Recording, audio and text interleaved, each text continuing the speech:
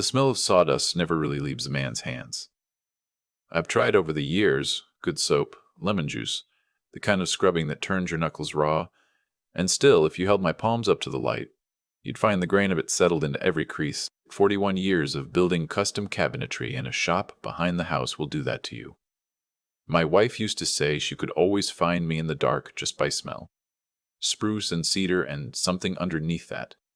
Something older. I never minded. There are worse things to carry. I retired 3 years ago, just after my 68th birthday. Not because I had to. The hands still worked fine. The eyes still good. But my daughter, her name is Olivia, she sat across from me at the kitchen table one February morning, with that particular look she'd inherited from her mother. The one that meant she'd already made up her mind about something before the conversation started, and she said, "Dad, you've earned it." So I hung up my apron. I kept the shop. I still go out there most mornings. Old habit. The smell of it calms me down in a way I can't fully explain. Olivia is 34.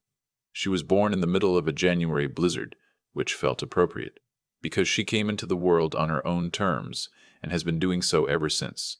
She's got her mother's stubbornness and my patience, which is either a gift or a curse depending on the day. She works as a physiotherapist in Oakville, has a little condo near the lake, volunteers on weekends at a community center teaching kids how to skate. She's the kind of person who makes you feel like you did something right. She met Ethan at a conference in Toronto about 3 years ago. He came from money, or at least his family had once come from money and had never really gotten over it. His father ran a small investment firm in Rosedale, the kind of neighborhood where the driveways are longer than most people's apartments. Ethan himself worked in commercial real estate. Nice suits. Good teeth. The sort of man who uses the word portfolio in casual conversation and waits for you to be impressed. The first time I met him, he shook my hand in the way that some men do when they're already looking past you. I noticed it. I didn't say anything. Olivia was happy, genuinely happy, and that matters more than a handshake. Over the next year and a half, I watched. That's something you learn to do when you build things for a living. You watch the grain. You see where the tension is, where the wood wants to pull apart. You learn that things can look solid right up until the moment they don't. Ethan had opinions about wine, about neighborhoods, about which restaurants were worth going to, and which ones were fine for other people. He'd talk about his family's connections in that offhand way that's designed to sound modest and lands nowhere near it. His mother, Patricia, was worse. She called me the craftsman once. Not to be mean, I don't think, just because that was the category she put me in and saw no reason to step outside it. But Olivia loved him, and I loved Olivia. So when he asked for my blessing to propose, I gave it. I meant it too, in the way you mean something while also hoping you're wrong about the thing underneath it. They got engaged on a Thursday in November at a restaurant on King Street. She called me from the parking lot, still in her coat, voice high and a little breathless. I stood in my kitchen and listened to her happiness and told her it was wonderful, because it was. Whatever I felt underneath that, it wasn't her problem. The wedding was set for the following September. Ethan's family, as it turned out, had strong opinions about the wedding.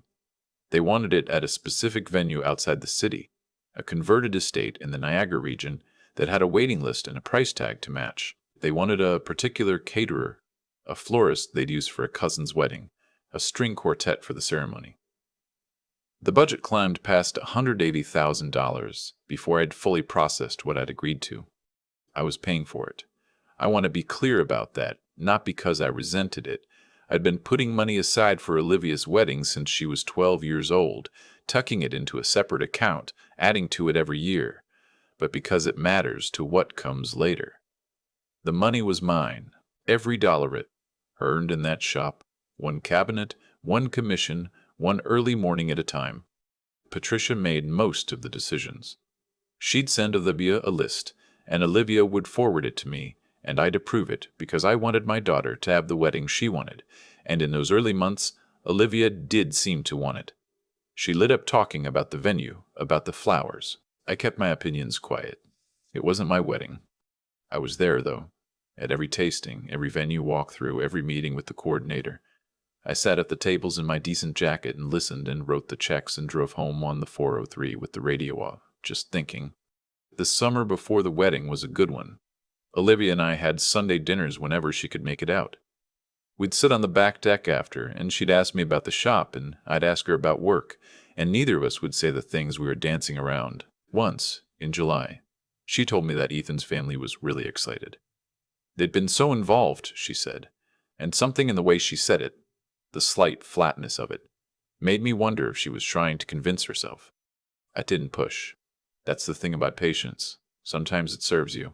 Sometimes it just delays the inevitable. The call came on a Friday evening in late August. 3 weeks before the wedding, I was out in the shop, not working, just sitting on the old stool near the window, watching the light change over the back field. My phone was in my shirt pocket, and when it rang, I looked at the name and saw it was Ethan. I answered. He started talking before I'd even said hello, which told me he'd rehearsed it. He said the wedding had gotten quite large and quite formal, which I knew, and that he and his family had been thinking carefully about the guest list, which I also knew, and that they'd come to the conclusion, and here he paused, a calculated pause, that the event needed to reflect a certain kind of standing. His word. Standing.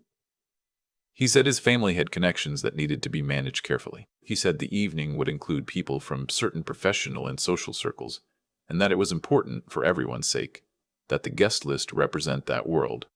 And then he said it. He said my side of the family, he hoped I'd understand, was perhaps not the best fit for the kind of evening they were envisioning. He said it with that tone some people use when they're trying to sound regretful while meaning every word. He said my brother Ted and his wife were lovely people, but not quite the right energy. He said my old friends, he called them your crowd, would probably be more comfortable somewhere else. He said he hoped I'd understand that they were just trying to make the best evening possible for everyone involved. He did not tell me not to come, but the shape of what he was saying was clear enough. I sat very still on that stool. The light was almost gone from the field by then. I could hear the neighbor's dog somewhere down the road. I held the phone and I listened to him finish, and when he was done I said, very quietly, that I understood. Then I ended the call. I sat there for a while longer. I didn't feel anger, not right away. What I felt was something more like clarity. The kind that comes when you finally see the grain the way it actually runs, not the way you hoped it did. Then I got up, went inside, poured myself a glass of water, stood at the kitchen sink looking out at the dark, and started making some phone calls of my own. The first call was to my accountant, a man named Doug who I've worked with for 20 years. I told him I needed to put a hold on the account that had been set up to flow payments to the wedding vendors. He asked if everything was all right. I said it would be. He said he'd have it done within the hour. The second call was to the venue coordinator. Her name was Marie, and she'd been perfectly professional throughout the whole process. I introduced myself and reminded her that I was the contract holder and the guarantor on the booking. She confirmed that. I told her I needed to discuss the cancellation terms. She went quiet for a moment, then pulled up the file. There was a 60-day cancellation window in the contract. We were inside it, which meant fees. I told her I understood and that I'd cover the administrative costs personally, but that the event would not be proceeding as planned. She asked if there was anything she could do. I told her she'd done nothing wrong, and I meant it. I called the caterer after that. Then the florist. Then the string quartet, which felt almost absurd at that hour on a Friday. But I left a message, and they called me back within 20 minutes. I called the photographer. I called the woman who had been hired to do the cake. Each call was short. Each call was polite. I explained that there had been a change in plans, that I was the contracting party, and that the event was canceled. I didn't explain why. I didn't need to. By 10:30 that night, I had spoken to 9 vendors. Every major piece of the event had been stopped. The money, the portion not subject to cancellation fees, was returning to my account. I did not call Olivia that night. I wanted to. But I also knew she deserved to hear what her fiancé had said before she heard what I'd done, and I wasn't certain she knew. If he'd made that call without telling her, it changed everything. If she'd known and said nothing, well, I'd crossed that bridge when I came to it. I slept, which surprised me. Not deeply, but I slept. She called the next morning at 8. I was in the kitchen with my coffee. She sounded strange from the first word. "Dad," she said, "I just got a call from Marie at the venue." I said, "I know." There was a silence. "Ethan said he talked to you." "He did." Another silence. When she spoke again, her voice had changed. Quieter. "What did he say exactly? Can you tell me exactly what he said?" So I told her. I repeated it as closely as I could remember. The part about standing, the part about the right energy, the part about my crowd being more comfortable somewhere else. I kept my voice even.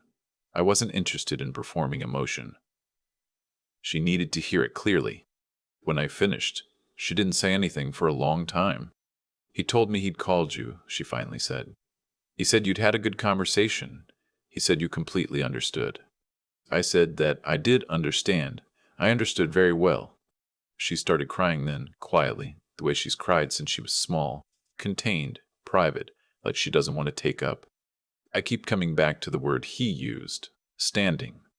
Ethan said it like it was the most ordinary thing in the world, like it was simply a matter of logistics. But words like that don't slip out by accident. They come from somewhere deep and settled, from a set of beliefs a person has been carrying for a long time without ever having to examine them.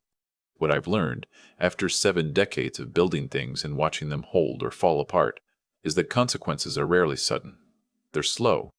They accumulate in the same way that stress accumulates in a joint that was never fitted, right invisibly, patiently, until one day the thing gives. Ethan didn't fail in a single phone call. He failed over 2 years of small choices, small dismissals, small moments where he could have chosen decency and chose something else instead. The call was just the moment it became impossible to ignore. I think about integrity the way I think about craftsmanship. It's not dramatic. It doesn't announce itself. It's the decision you make when no one is watching, when you're tired and it would be easier to cut a corner, when the finish coat would hide the flaw and no one would ever know. The person does the right thing. Then, not for applause, not for recognition, but because it's the only way they know how to work. That's the person whose pieces last. That's the person you trust, with something that matters. Ethan was not that person, and I think, somewhere underneath everything, Olivia had known it for a while. She just hadn't found the words for it yet. Sometimes we need someone else's clarity to unlock our own. What I'm most proud of isn't canceling the vendors. Anyone with a phone and a contract can do that. What I'm proud of is that I waited. I listened to the whole call. I didn't shout. I didn't threaten. I didn't perform my anger for an audience. I went inside, I thought clearly, and I acted from a place of steadiness rather than heat. That kind of steadiness doesn't come easily. It took me most of my life to find it. It comes from knowing who you are and having enough respect for yourself that you don't need to prove it to anyone. That's the thing I most want for Olivia. Not safety, not comfort, not even happiness exactly, but that same steadiness. The ability to look at something clearly, even when it hurts, and act from what she knows to be true rather than what she wishes were true. She showed me that weekend that she has it. She stepped around him and sat across from me and asked me directly what had happened, and then she listened, and then she made up her own mind. I didn't have to say a word. That's not something I taught her in a single lesson. That's 14,000 Sunday dinners and skin knees and hard conversations and years of watching me try to do things the right way, even when the right way was the slow way. It accumulates. Everything accumulates. The shop still smells the same. I went out there this morning, same as every morning, and sat on the stool by the window and watched the light come up over the field. Some things don't need to change. Some things just need to hold.